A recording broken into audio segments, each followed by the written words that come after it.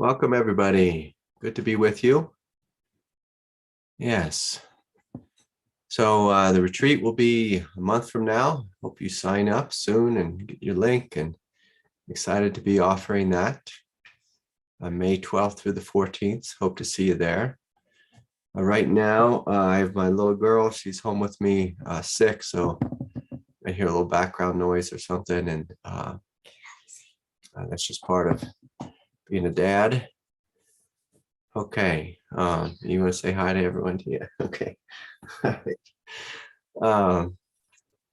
So she wanted to sit here with me while I teach, so I told her, okay, if you behave, all right? All right. So we're continuing with the chakra series, and the chakra I started with was actually the third eye chakra, and then I kind of went down to the root and worked all the way up to the throat, and so that puts us right at the top of the head, the crown chakra. So I thought we'd speak a little bit about the crown and some of the concerns with Kundalini awakening. And from a big picture perspective, the crown chakra is basically, it's like an antenna, or maybe more like, I don't know if any of you remember those big satellite dishes, that used to, or people used to get their TV from. I never had one of those, but like the big ones in your yard. But I want you to imagine that you have this almost like a bowl on the top of your head, and it is a receiver, a place where you can receive information from, in a sense, the gods. You receive information from God, from your angels, from ascended masters, in a non-dual sense, like the way we speak about the crown chakra is basically a doorway into the heaven realms. And for me as a kid, this doorway was just naturally open. Of course, I want to talk and communicate with the divine. And the more open it is, the more fully you actually begin to live in heaven. Live in heaven, literally. And the way some Buddhists speak about it is opening to this transcendent realm of spaciousness and emptiness. And so I want you to imagine that, like spaciousness, emptiness, peace, but then, of course, a lot of light.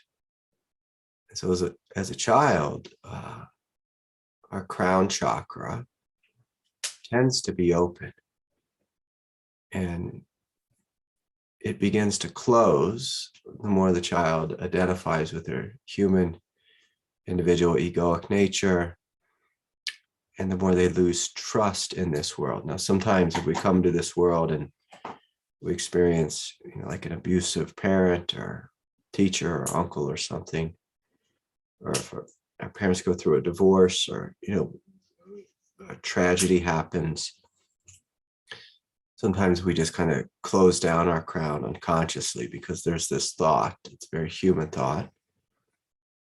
If there is a God, then, why do bad things happen? And because bad things do happen, there must not be a God. And so I'm just going to close off my door to something that doesn't exist.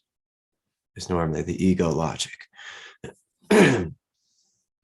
For me as a kid, I took it a different direction. Like, I love this space of peace. I love heaven. I want to go back to heaven. And so I was like, I'm going to keep that door open at all costs. And sometimes I would use it even as a defense mechanism. If things were real traumatic, I would just start to space out and leave my body and go up into the heaven realms. And, in a sense, like that's what some types of psychological disassociation aren't really, like you disassociate from the body, but a great question is, well, where do you go? And some of us, we go into like really cold, dead psychological landscapes. But if we keep our crown open and we, in a sense, disassociate, just to use that terminology, we can float up into heaven. And and it can be exquisite. And so for me, I took that course as I just got that doorway open. And even throughout my life, whenever I've had, traumas, especially as a kid, oftentimes I just go out into nature and just kind of merge into the sky and float away. And in that realm, I could also receive some level of divine guidance. And when that door is open, it's just like there can be guidance there. And again, this is, you all right, sweetie? Yeah. And this is where, some people really get confused. For me, again, I would plug into Jesus, I plug into Mary as a kid. Those are my go-tos. They're just God the Father, who's also God the Mother. Like I just plugged into that directly. That kept me really safe. And I felt really supported. And that's helped create an unshakable faith, because I could call out to Jesus and I would just feel this warm presence, which is very helpful. I think just anyone in this world, it's like that old saying, from the 70s, do you have a friend in Jesus? It's like, I certainly did. I certainly do. Certainly do. And so, if we're going to talk about Kundalini just for a moment, Kundalini, it awakens, of course, in the root. It can awaken anywhere, but traditionally in the root, it flows up the spine. And there's a sense of liberation and completion when it comes out the top of the head. And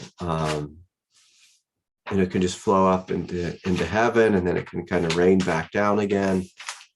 I don't want to get too much into that, but just this energy, when your whole container, like your central channel, is open and the energy flows, it feels like a flowing, like a raging river. A raging river.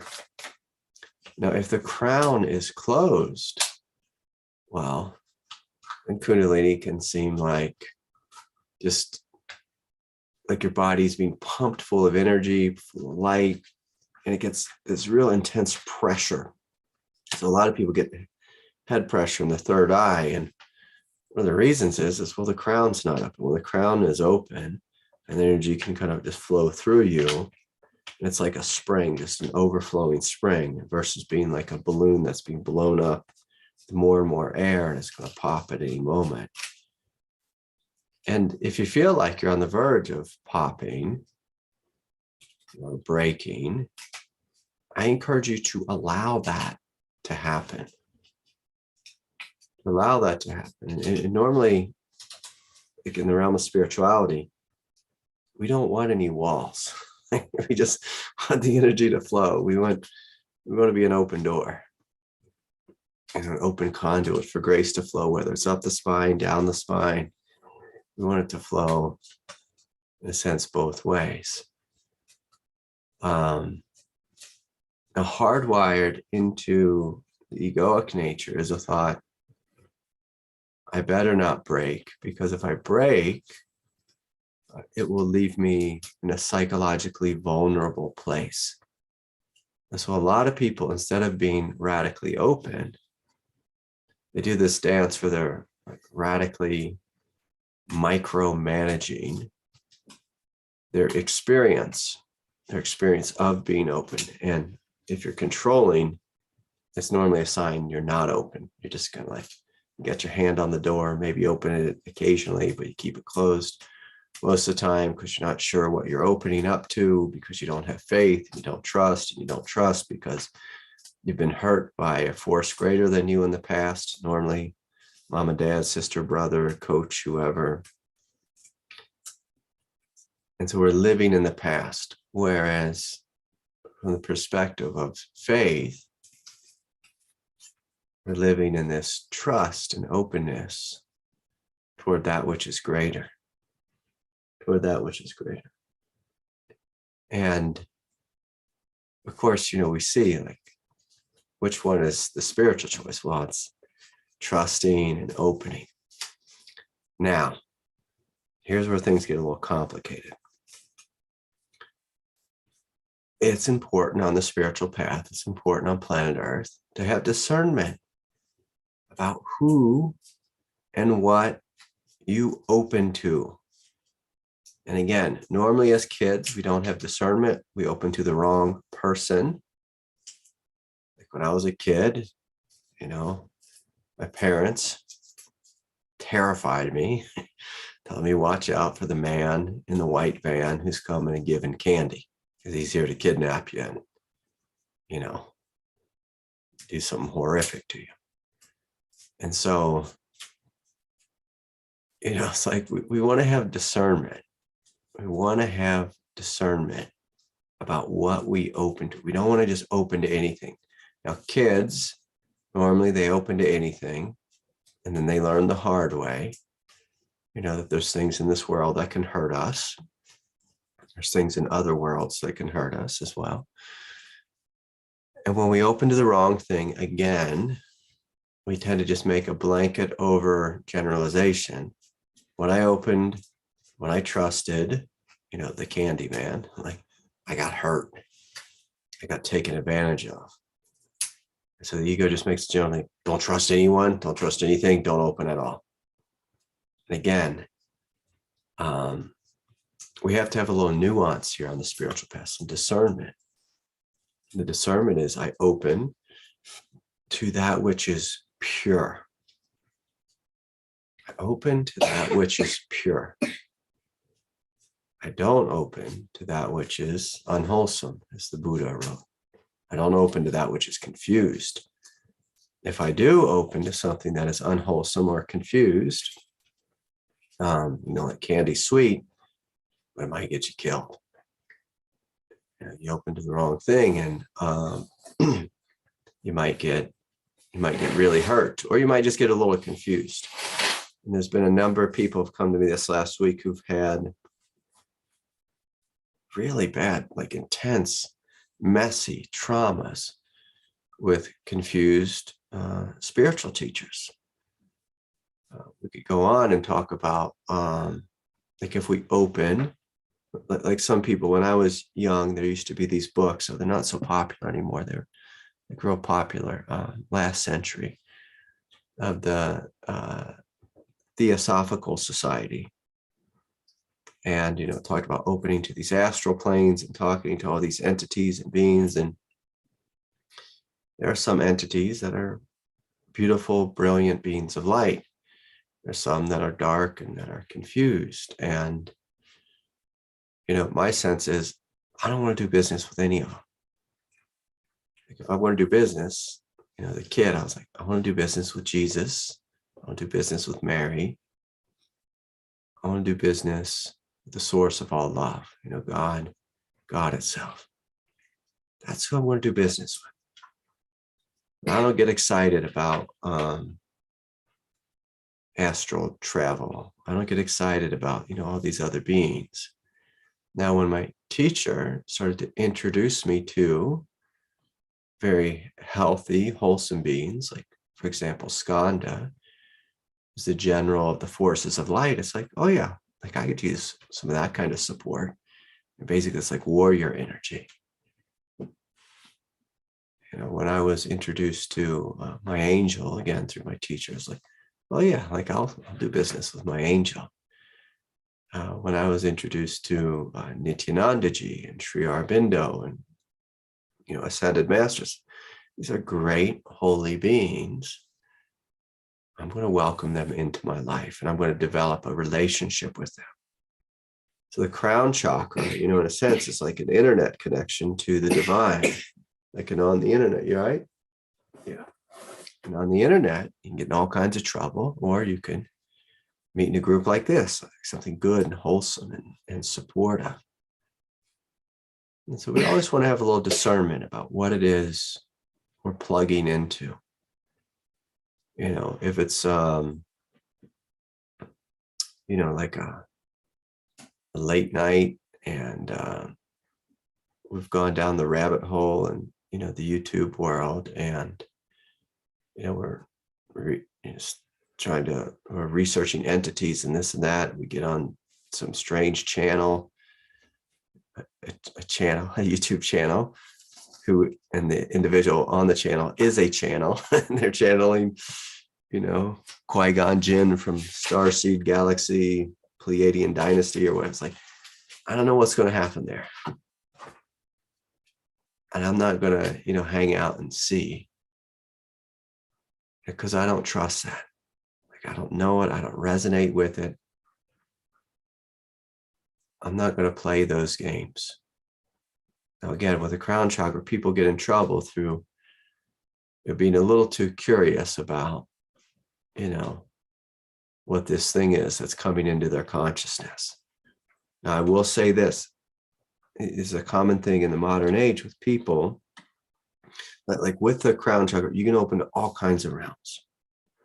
And one of the, we can open to angelic realms, divine mother realms, Buddha realms, confused realms, entity realms, demonic realms. We can open to plant medicine, shamanic realms. We can open to the collective unconsciousness. You kind of want to know what you're doing so you don't get in trouble. Now, the people who get in the most trouble are, I want to use a graphic metaphor. I've used this one before. If, well, let's just have some fun here. We're in the jungle. We don't have any clothes on, and we're just going to walk through the jungle naked and vulnerable. So we got a lot of whole, nothing's protecting us. We might have some ticks, some bloodsuckers, some, last time I was in the jungle, I was wearing sandals, and I had like these fire ants that bit me. I was like, my Lord, you never heard me scream. I've seen green ants on koalas, and they really bite you. Green ants on koalas is what my little girl's telling us. Like, you got to watch it. Like, you want to have some clothes on. You want to have some protection. You don't want to go in just totally open. And, the point I'm trying to make here is, if you have some holes in your consciousness, like if you have, normally it's issues around power, where your power was abused. Where your power was taken advantage of, where you were abused. If you have holes in your power, if you have unworthiness issues, sometimes this is like leaving our doors open at nighttime. If you leave them open, a thief may come in and take your stuff, may start to prey upon you. If you go into the jungle without clothes on, you might have bloodsuckers, that start, leeches that get on your body and start draining energy from your nervous system. And I'm not saying this to scare you. I'm just saying this to have discernment. So the people who tend to get preyed upon by entities and these forces, they tend to have issues around power. So if you do your work around power, it tends to be really safe to open. If we haven't done our work around power, and we have gaping holes in us, we tend to get preyed on, picked on in real life. And we're probably going to get preyed on and picked on if we open to the wrong centers, or to the wrong beings, or the wrong realms.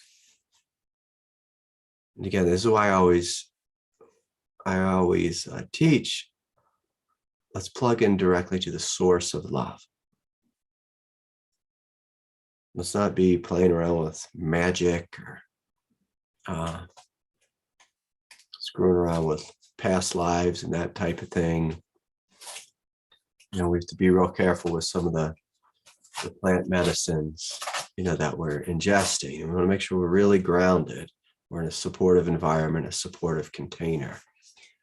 Someone this week, he told me he was spending a lot of time meditating. He was in a little cabin. It's actually out here in Colorado, north of me, and way at the end of this canyon, like the only house in the canyon. And he had opened, he just felt some like creepy energies in the air, and it was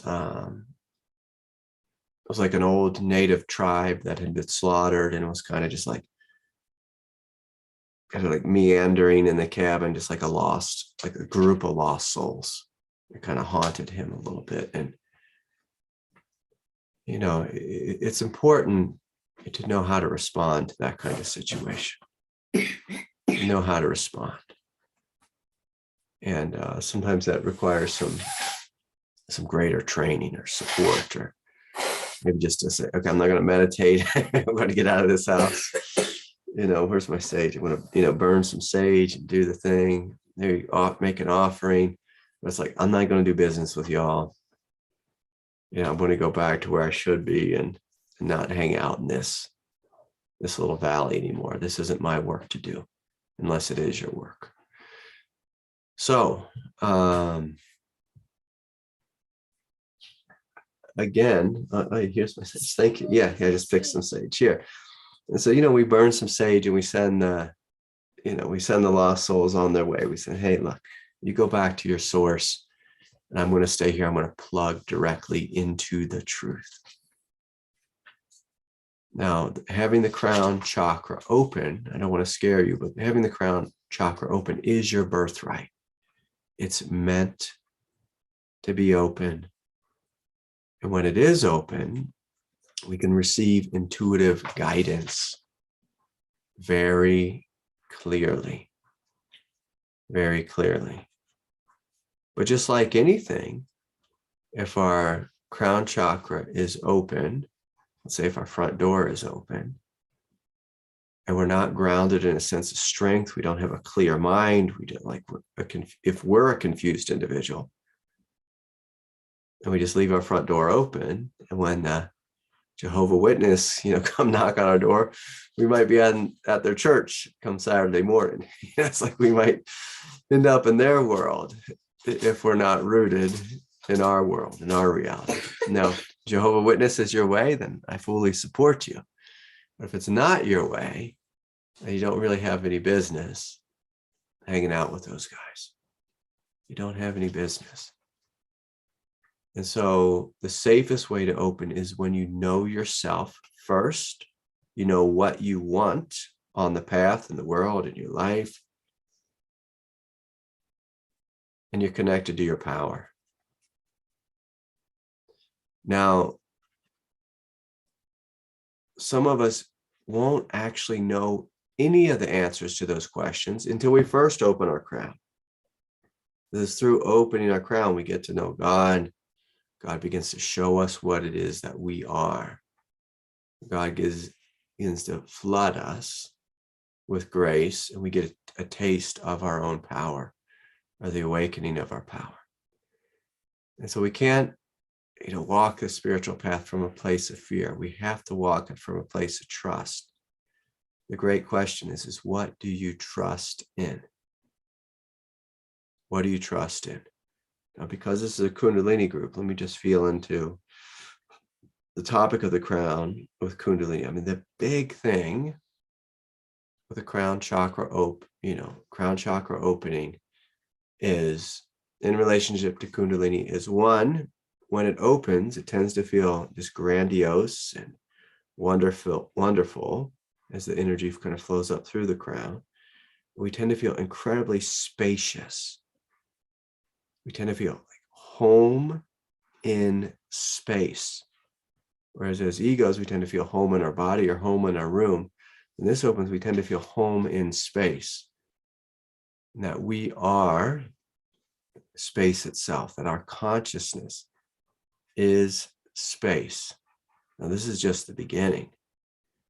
As we continue to open in the crown, often there's this download of communication, of grace, where God will give you or show you, ascend into you, heaven realms of divinity. And I want to say this, realms that you actually came from and will go to when you die. And so like when the crown is open, like because my crown's been open my whole life, I've always been a little bit in heaven. I've always just been a little bit in heaven. And that makes me feel really good and really safe and really comfortable. For some people who are so invested in their egoic identity, when this opens, it can be incredibly disorienting and incredibly frightening, because we say, my God, I walk around and I feel like I'm the sky. I feel like there's no mind here. It feels like my brain isn't working. I feel like I have brain fog. And we talked about a lot of that in different groups. But the big thing is for you to open and trust and to get comfortable there. Like this descent of grace, as it comes into you, it'll begin to upgrade the very fabric of your consciousness. And it will help you transition into the direct lived experience of being a divine being here on planet Earth. And until this fully happens, you always will feel like kind of like you're missing something. When this does happen, when this does begin to open and this grace begins to descend, you don't feel like you're missing anything. You feel more like you are the center of the universe, not in an egoic way, but in a divine way, that you are everything, that everything is you, this hugeness of divinity, this feeling of absolutely being at home. You feel that you and God are one, that there's no wall between you and God. And it's quite incredible. And so again, this is, something that I teach from this lineage is, let's keep this doorway open. Let's open and trust. Let's open and trust. And we're doing business. I don't want this to sound cult-like, but we're doing business with the gods and the masters of this lineage. And if you're here, if you have resonance with what's here, it's going to make sense to you. It's going to be like, oh yeah, of course, like this is great. We're not getting involved with, other realms that are not our truth, are not our truth. We're staying in this realm of truth. And this truth, the beautiful thing about it is it's always being upgraded. It's just the nature of the evolutionary divine is this realm of divinity is always being upgraded. And your spiritual path, it begins to exponentially, you right, sweetheart? Yeah. It begins to exponentially grow and speed up, like things become much, much faster, because the primary source that you're plugged into is divine grace, versus most everyone, the primary source they're plugged into is their own egoic identity. So get into there. Yeah. So anyways, I apologize for the background noise. Okay, so I think that's that's the big picture with the crown chakra. Some concerns. Ultimately, it's a wonderful center to be open. I will just say one more concern about it. Sometimes people get way too open in the crown and they don't have their feet on planet Earth. And that's one of the challenges of life here on planet Earth is, can we be ridiculously connected to this descending energy of grace? Can we be connected to the divine masters? Can we be connected to our heavenly spiritual path? Well, we have to remember, we're connected to our heavenly spiritual path, but God has put us here on earth. And so the paradox is can you live with not 1 foot, but can you live with 2 feet on planet Earth? And can you be radically open to heaven above? Well, thank you, sweetie. Thank you. Thank you. She just wrote me this wonderful note, how much she loves me. Okay, so